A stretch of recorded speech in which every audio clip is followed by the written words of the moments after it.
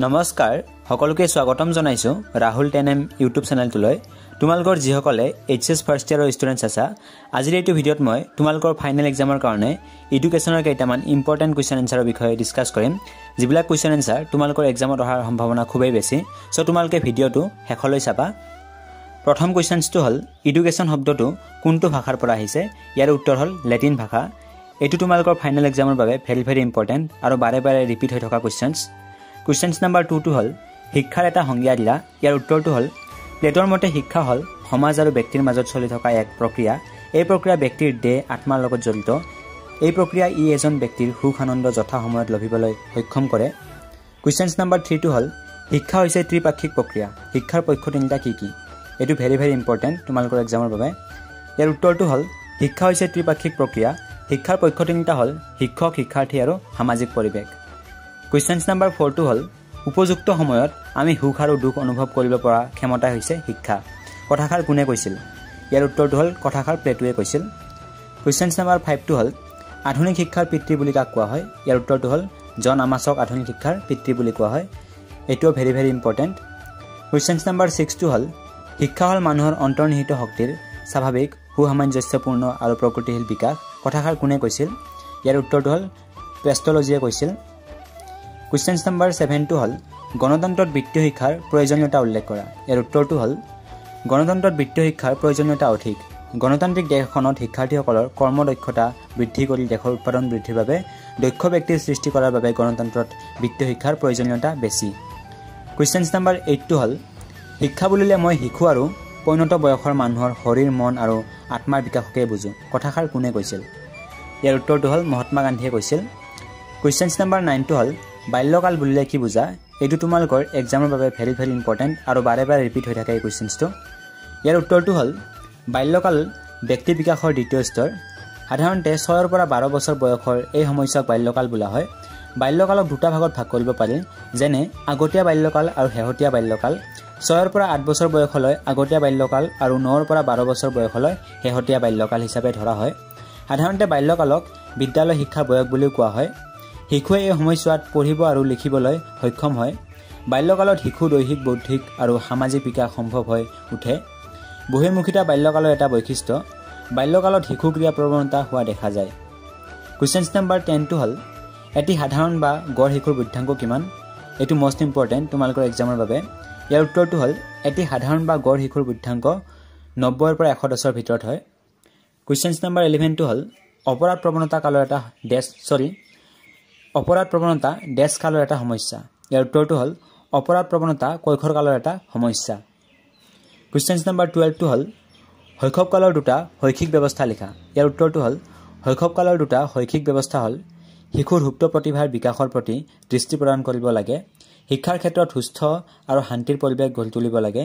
Number 2টো হ'ল পিতৃ মাতৃ আৰু শিক্ষকসকলে শিশুৰ বাবে লাগতিয়াল যত্ন ল'ব লাগে, যাতে শিশুৰ শাৰীৰিক, মানসিক, আৱেগিক, নৈতিক দিশৰ উন্নতি হয়।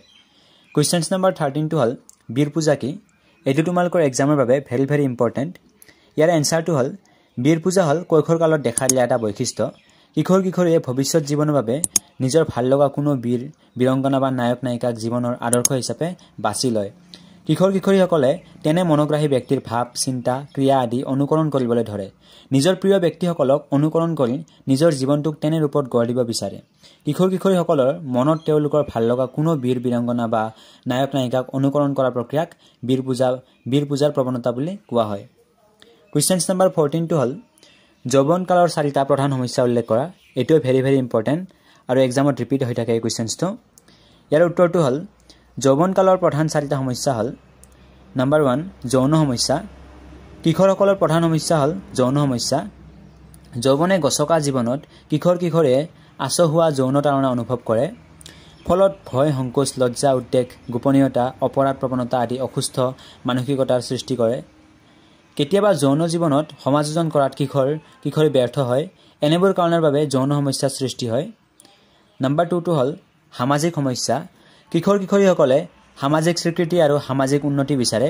সমাজৰ প্ৰতি থকা তেওঁলোকৰ মনোভাৱ, আদৰ্শ আদি বয়স্কসকলৰ লগত নিমিলে, অৰ্থাৎ সমাজৰ ৰীতি নীতি, পৰম্পৰা, আদৰ্শ আদি পালনৰ ক্ষেত্ৰত নপুৰণিৰ মাজত সংঘাতৰ সৃষ্টি হয় ফলত কিশোৰ কিশোৰীৰ সামাজিক সমাযোজনত সমস্যা আহি পৰে নাম্বাৰ 3 টো হল অৱসৰ সময়ৰ সমস্যা অৱসৰ সময়ৰ বিনোদন কৰিবলৈ কিশোৰ কিশোৰীৰ বাবে উপযুক্ত শিক্ষা ব্যৱস্থা নাই তেওঁলোকৰ অফুৰন্ত শক্তি সামৰ্থ্যবোৰ ভালদৰে ব্যৱহাৰ কৰিব নোৱাৰাৰ ফলত অথলে যায় এনে অৱস্থাত তেওঁলোকে কেতিয়াবা অসামাজিক আৰু অপৰাধজনিত কামত লিপ্ত হোৱা পৰিলক্ষিত হয় নাম্বাৰ 4 টো হল অপৰাধ প্ৰৱণতাৰ সমস্যা অপৰাধ প্ৰৱণতা কৈশোৰ কালৰ এটা জ্বলন্ত সমস্যা অৱসৰ সময়ৰ সমস্যা নিবনুৱা সমস্যা মাদক দ্ৰব্য আৰু নিচাযুক্ত দ্ৰব্যৰ ব্যৱহাৰ সমাজৰ নৈতিক অধপতন নীতিবিহীন ৰাজনীতি ক্ষমতা বলীয়া স্বভাৱ আৰু অশুভ ভক্তি সমাজত অপৰাধ প্ৰৱণ পৰিৱেশৰ সৃষ্টি কৰে কোৱেশ্চনছ নাম্বাৰ 15 টো হল বয়সন্ধিকালৰ চাৰিটা প্ৰধান প্ৰয়োজন উল্লেখ কৰা ইয়াৰ উত্তৰটো হল কৈশোৰ কালৰ প্ৰধান প্ৰয়োজনসমূহ হল দৈহিক প্ৰয়োজন কৈশোৰ কালত দৈহিক বিকাশৰ ক্ষিপ্ৰতৰ হয় সেইবাবে বল শক্তি অটুট ৰাখিবলৈ পৰিমিত খাদ্যৰ দৰকাৰ সুন্দৰ হুঠাম দেহৰ বাবে শৰীৰ চৰ্চাৰ দৰকাৰ সকলো সময়তে দেহৰ উপযোগী কাপোৰ আৰু চাফচিকুণৰ প্ৰতি গুৰুত্ব দিব লাগে নাম্বাৰ 2 টো হল যৌন প্ৰয়োজন কৈশোৰ কালত ল'ৰা ছোৱালী যৌন তৃপ্তি পূৰণৰ এক প্ৰবল আগ্ৰহ অনুভৱ কৰে সেইবাবে যৌন প্ৰবৃত্তিৰ সুপথে পৰিচালিত কৰিবলৈ প্ৰয়োজনীয়তা যৌন শিক্ষা দিব লাগে নাম্বাৰ 3 টো হল বৌদ্ধিক প্ৰয়োজন লাভ কৰাৰ বাবে কিশোৰ কিশোৰে নতুন কথা বা নতুন জ্ঞান লাভ কৰিবলৈ ইচ্ছা কৰে সকলোৱে তেওঁলোকৰ বৌদ্ধিক প্ৰয়োজনবোৰ পূৰণ কৰাৰ যত্ন কৰিব লাগে নাম্বাৰ 4 সামাজিক নিৰাপত্তাৰ প্ৰয়োজন কিশোৰ কিশোৰীৰ সামাজিক নিৰাপত্তাৰ প্ৰয়োজন আছে কাৰণ সমাজ অবিহনে তেওঁলোকে চলিব নোৱাৰে তেওঁলোকে দল বান্ধি থাকিবলৈ ভাল পায় ডাঙৰ মৰম চেনে মনোযোগ আদি বিচাৰে কোৱেশ্চনছ নাম্বাৰ 15 টো হল বহিৰ্মুখিতা শৈশৱ বা বাল্য বা বয়সন্ধিকালৰ এটা বৈশিষ্ট্য ইয়াৰ উত্তৰটো হল বহিৰ্মুখিতা বাল্যকালৰ এটা বৈশিষ্ট্য কোৱেশ্চনছ নাম্বাৰ 16 টো হল সমকামিতা দেশকালৰ বৈশিষ্ট্য ইয়াৰ উত্তৰটো হল সমকামিতা হল বাল্যকালৰ বৈশিষ্ট্য কোৱেশ্চনছ নাম্বাৰ 17 টো হল অপৰাধ প্ৰৱণতা দেশকালৰ এটা সমস্যা ইয়াৰ উত্তৰটো হল অপৰাধ প্ৰৱণতা কৈশোৰ কালৰ এটা সমস্যা কোৱেশ্চনছ নাম্বাৰ 18 টো জনোৱাৰ আগতে তোমালোকলৈ সৰু এটা ৰিকুৱেষ্ট তোমালোকে ভিডিঅ'টোত লাইক এটা কৰি দিবা আৰু চেনেলটোত যদি প্ৰথমবাৰৰ বাবে আহিছা তেতিয়াহ'লে সাবস্ক্ৰাইব নিশ্চয় কৰিবা সো কোৱেশ্চনছ নাম্বাৰ 18 টো হল কৈশোৰ কাল ধুমুহা আৰু পীড়নৰ সময় এই কথাষাৰ কোনে কৈছিল এটো ভেৰি ভেৰি ইম্পৰ্টেন্ট তোমালোকৰ এক্সামৰ বাবে ইয়াৰ এনসাৰটো হল কৈশোৰ কাল ধুমুহা আৰু পীড়নৰ সময় এই কথাষাৰ ষ্টেনলি হলে কৈছিল কোৱেশ্চনছ নাম্বাৰ 19 ইউজিচিৰ প্ৰধান কাৰ্যালয় ক'ত অৱস্থিত ইয়াৰ উত্তৰটো হল ইউজিচিৰ প্ৰধান কাৰ্যালয় নতুন দিল্লীত অৱস্থিত কোৱেশ্চনছ নাম্বাৰ 20 ডিআইএলইটিৰ সম্পূৰ্ণ অৰ্থ কি ইয়াৰ উত্তৰটো হল ডিআইএলইটিৰ সম্পূৰ্ণ অৰ্থ হল জিলা শৈক্ষিক প্ৰশিক্ষণ প্ৰতিষ্ঠান district institute of education and training questions number 21 টো হল পাঠ্যক্ৰম ৰচনাৰ দুটা নীতি উল্লেখ কৰা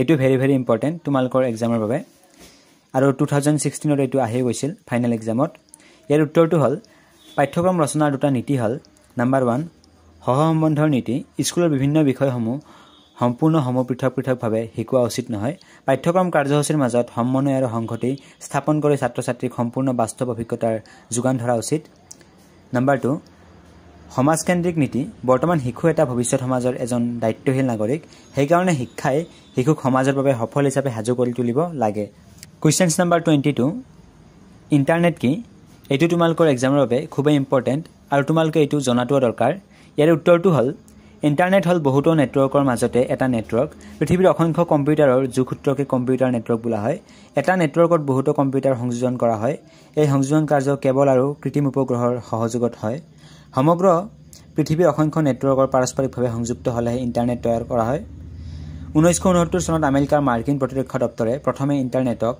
আৰ্পানেট হিচাপে প্ৰথম প্ৰয়োগ আৰম্ভ কৰিছিল কোৱেশ্চনছ নাম্বাৰ 23 এসইআৰটিৰ দুটা কাৰ্য লিখা এটো ভেৰি ভেৰি ইম্পৰ্টেন্ট ইয়াৰ উত্তৰটো হল এসইআৰটিৰ দুটা কাৰ্য হল নাম্বাৰ 1 শিক্ষা সম্বন্ধীয় পৰিকল্পনা আৰু নীতি নিৰ্ধাৰণত ৰাজ্য চৰকাৰক সহায় কৰা নাম্বাৰ 2 মাধ্যমিক শিক্ষা অংশত আৰু উচ্চ মাধ্যমিক শিক্ষা পৰিষদক প্ৰয়োজন অনুসৰি সহযোগ কৰা কোৱেশ্চনছ নাম্বাৰ 24 টো হল বৰ্তমান সময়ৰ পাঠ্যক্ৰমৰ দুটা আহুৱা উল্লেখ কৰা এটো তোমালোকৰ এক্সামৰ বাবে ভেৰি ভেৰি ইম্পৰ্টেন্ট ইয়াৰ উত্তৰটো হল বৰ্তমান সময়ৰ পাঠ্যক্ৰমৰ চাৰিটা আহুৱা হল নাম্বাৰ 1 সংকীৰ্ণ ধাৰণা বৰ্তমান পাঠ্যক্ৰমৰ পৰিসৰ যথেষ্ট কম শিক্ষানুষ্ঠানত নামভৰ্তি কৰি পৰীক্ষাত উত্তীৰ্ণ হ'ব বাবে যুগুত কৰা সীমিত পাঠ্যসূচীকে মাথোন ইয়াৰ দ্বাৰা বুজোৱা হয় নাম্বাৰ 2 ক্ৰিয়াকলাপৰ কোনো স্থান নাই বৰ্তমান পাঠ্যক্ৰমত কৰ্মৰ কোনো স্থান নাই ইয়াত কেৱল পাঠ্যপুথি লিখা আৰু পঢ়া কাৰ্যতে অধিক গুৰুত্ব দিয়া হয় ইয়াতে হাতে কামে শিক্ষানীতিত গুৰুত্ব দিয়া নহয়।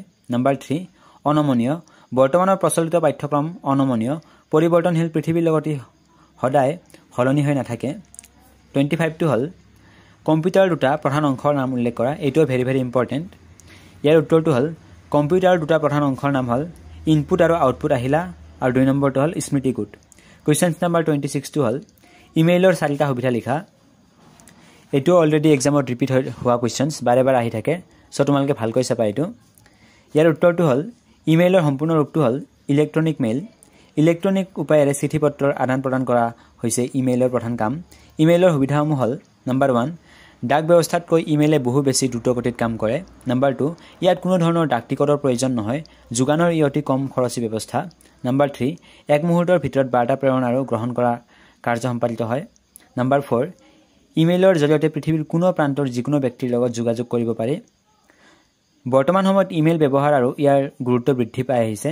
ইমেইলৰ সহায়ত মানুহে কম সময়তে বিভিন্ন বাৰ্তা প্ৰেৰণ কৰিবলৈ সক্ষম হৈছে আৰু শিক্ষানুষ্ঠানত ইমেইলৰ সহায়ত ছাত্ৰ ছাত্ৰীসকলে কম সময় আৰু কম খৰচতে বিচৰা সকলো প্ৰশ্নৰ উত্তৰ লাভ কৰিব পাৰিছে। কুৱেশ্যন নাম্বাৰ 27 আৰু ভেৰি ভেৰি ইম্পৰ্টেণ্ট বিদ্যালয় প্ৰতিষ্ঠান কি? বিদ্যালয় প্ৰতিষ্ঠানৰ বৈষয়িক সম্পদৰ ওপৰতে চমুটকা লিখা। ইয়াৰ উত্তৰটো হ'ল বিদ্যালয় গৃহ মাটি বিদ্যালয়ৰ আচবাব অন্য সঁজুলি মানৱ সম্পদ যেনে ছাত্ৰ ছাত্ৰী শিক্ষক আৰু আন কৰ্মকৰ্তাসকলক অন্তৰ্ভুক্ত কৰা এটা বহল শব্দ হৈছে বিদ্যালয় প্ৰতিষ্ঠান। ই শৈক্ষিক পৰিৱেশৰ অপৰিহাৰ্য অংগ। এটা ভাল বিদ্যালয় প্ৰতিষ্ঠানে ফলদায়ক শিক্ষণত সহায় কৰে। বিদ্যালয় প্ৰতিষ্ঠানে অন্তৰ্ভুক্ত কৰা কাৰকসমূহ হ'ল নাম্বাৰ 1 বৈষয়িক সম্পদ, নাম্বাৰ 2 মানৱ সম্পদ, নাম্বাৰ 3 পাঠ্যক্ৰম আৰু সহপাঠ্যক্ৰম কাৰ্যসূচী। বিদ্যালয় প্ৰতিষ্ঠানৰ প্ৰধান বৈষয়িক সম্পদসমূহ হ'ল নাম্বাৰ 1 মাটি বা ভূখণ্ড, নাম্বাৰ 2 বিদ্যালয় গৃহ আৰু খেলপথাৰ, নাম্বাৰ 3 শ্ৰেণীকোঠা, নাম্বাৰ 4 পুথিভঁৰাল, নাম্বাৰ 5 বিজ্ঞান পৰীক্ষাগাৰ, নাম্বাৰ 6 আচবাব আৰু সঁজুলি। কুৱেশ্যন নাম্বাৰ 28 বিদ্যালয়ৰ 3টা মানৱ সম্পদ কি কি? এই কুৱেশ্যনটো এক্সামত বাৰে বাৰে ৰিপিট হৈ থাকে। ইয়াৰ উত্তৰটো হ'ল বিদ্যালয়ৰ 3টা মানৱ সম্পদ হ'ল শিক্ষক, ছাত্ৰ ছাত্ৰী আৰু কৰ্মচাৰী। কুৱেশ্যন নাম্বাৰ 29 শিক্ষা মনোবিজ্ঞানৰ পিতৃ বুলি কাক কোৱা হয়? ইয়াৰ উত্তৰটো হ'ল শিক্ষা মনোবিজ্ঞানৰ পিতৃ বুলি জেইচ পেষ্টালজিক অভিহিত কৰা হয়। কুৱেশ্যন নাম্বাৰ 30 আৰু একেবাৰে শেষৰ কুৱেশ্যনটো হ'ল এমিল গ্ৰন্থৰ লিখকগৰাকী কোন আছিল? ইয়াৰ উত্তৰটো হ'ল এমিল গ্ৰন্থৰ লিখকগৰাকী হ'ল ৰুছো। এই গোটেইবিলাক কুৱেশ্যনে তোমালোকৰ ফাইনেল এক্সামৰ বাবে খুবেই ইম্পৰ্টেণ্ট আৰু এক্সামত অহাটো খুবেই সম্ভাৱনা আছে। চ' তোমালোকে গোটেইবিলাক কুৱেশ্যনছ ভালকৈ চাবা আৰু ইয়াৰ উপৰিও নিজৰ ফালৰ পৰাও কিছুমান প্ৰিপেৰেশ্যন কৰি ল'বা।